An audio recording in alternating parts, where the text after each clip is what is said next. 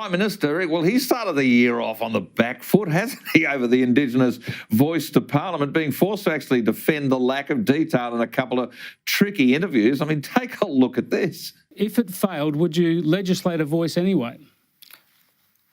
I'm not contemplating failure here. What I'm doing is being as optimistic as the Australian people are themselves. If Australia says no, you're probably still going to say yes. No, what I'm trying to do here is to do what Aboriginal and Torres Strait Islander people have asked for. If Australia says no at the referendum, you may still say yes. You may still legislate it. No, you're confusing rugby league and rugby union here. If Australians say no, then there will be no constitutional change. Okay. Oh, Alex, it seems the vibe isn't enough. The Prime Minister is setting the voice up to fail, is he? Well, look, I hope he is, Gary, and I think most Australians do as well. I mean, I saw the other one there was likening it to the Sydney Harbour Bridge, and people, this is going to be the Sydney Harbour Bridge of our time. I mean, what are you talking about? I mean, Sydney Harbour Bridge had a point, apart from anything else, and a purpose, and it had some utility. So, look, I hope this is being set up to fail, and I hope Australians are waking up to what we're being asked to do here. Yeah, I have a view, if in doubt, don't, but that's just my view. But look, on the principle of the voice in the first place, it also seems, Senator, that the Prime Minister just can't actually tell us why we need it and if there are any tangible positive effects for Indigenous Australians, particularly those in very remote locations. No, this is like the idea you have, to go off and do something after a six-pack, Gary. It doesn't have, it's been thought through very carefully. I think this is one of those things where, I hear all the arguments about needing more detail, but I take a bit of a more blunt view of this. I think this is a bit like being told that you're eating a gourmet meal when you're getting handed a corner shop pizza. You don't need to take a bite of this to know that it's not a gourmet meal. This is very simply a bad idea. Dividing Australians by race. How are you ever going to show me details of the plan to do that and make it palatable for all Australians? It just doesn't make any sense. That on its own, on principle, is enough to shoot this for me. And, once again, we've been through these points time and time again. What is this actually supposed to do for Indigenous Australians that are actually genuinely suffering in places, remote communities? What it'll do is provide a great big bureaucracy for more lefties to come to Canberra and get paid very well to discuss issues that have no bearing on the real world. There are real world issues facing Australians at the moment. You talked about some of them in the editorial there. Rising energy prices, inflation. The only reason these things get a life is because there are too many leftist NPCs floating around in Canberra talking about it and giving this needs to be nipped in the bud. I don't support a referendum. I wouldn't support legislation to push this through, and I don't think any Australian should. Yeah, I think there's strength through diversity, but there's no strength in division. Anyway, let's talk about China. China's wading through its worst COVID outbreak yet, according to numbers released. The economic dragon, though, is now being rocked by its first decline in population and an economic slowdown. I mean, for years, Alex, we've relied on China to boost our own economy, even though there's been all these diplomatic strains. I mean, we should be looking to demarcate or maybe, of course, diversify ourselves from China. We don't want to be an enemy with them, but we don't want to be just relying on them alone.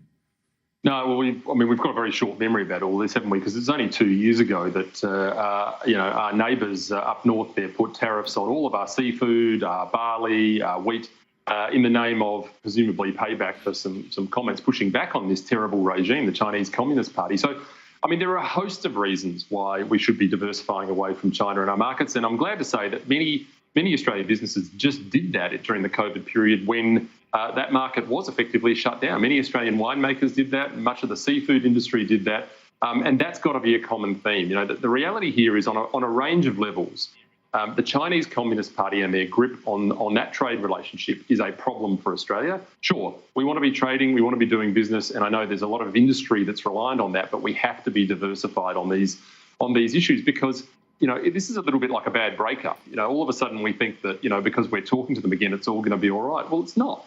This regime will continue to use and abuse us like a pawn, and we have to be ready for that, and we have to be ready for them not always to have a smooth ride like we're seeing through their COVID crisis right now.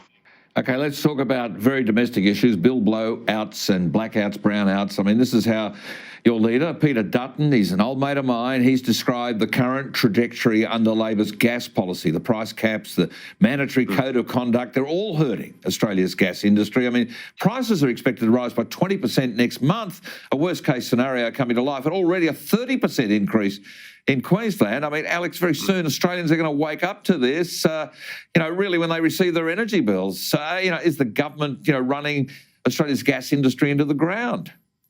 Yeah, well, of course they are, Gary. And of course, this government wants to blame everything on Vladimir Putin. Putin's profits and the line they've been running is the illegal invasion of Ukraine and all that sort of stuff. But the reality here is this comes along the lines of a net zero push. Wherever we see renewables, we see higher energy costs.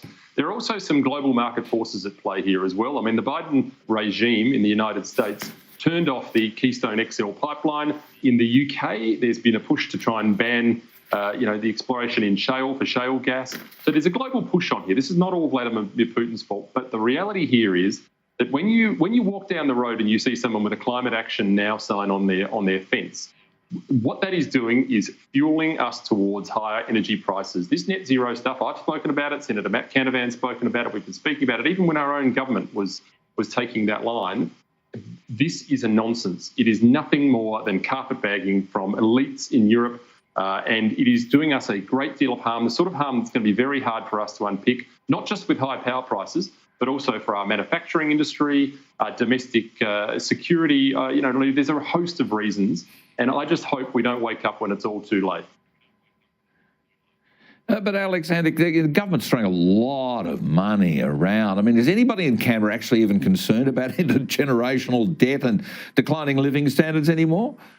Well, I mean, look, I certainly do, and it's been a concern of mine for a long period of time. We're going to be up to almost $1 trillion in debt by 2024. They were the projections. So, look, we owe a lot of money, and we've heard this before. COVID is a large percentage of that, of course, and, we needed to keep businesses afloat. But this culture of spending that has gripped this country and the generations after the Howard government really have to be reined in. And it's difficult, I get it. But at some point, we need to do this and we need to rein in the spending because ultimately we can't keep writing checks. Yeah, or spend it on stuff that's actually going to produce something that will create a stronger future for all Australians. There's nothing wrong with debt, providing you're buying something tangible with it. Right. No, I'd be buying a nuclear industry, Gary. That'd be my first step. I mean, here in South Australia, we've got the perfect environment for it. We've got lots of land, stable geology, lots of uranium. Let's dig it up, use it, and bury it. Yeah, I'm with you too. Alex, thanks so much for your time. A busy year ahead, and thank you for joining us.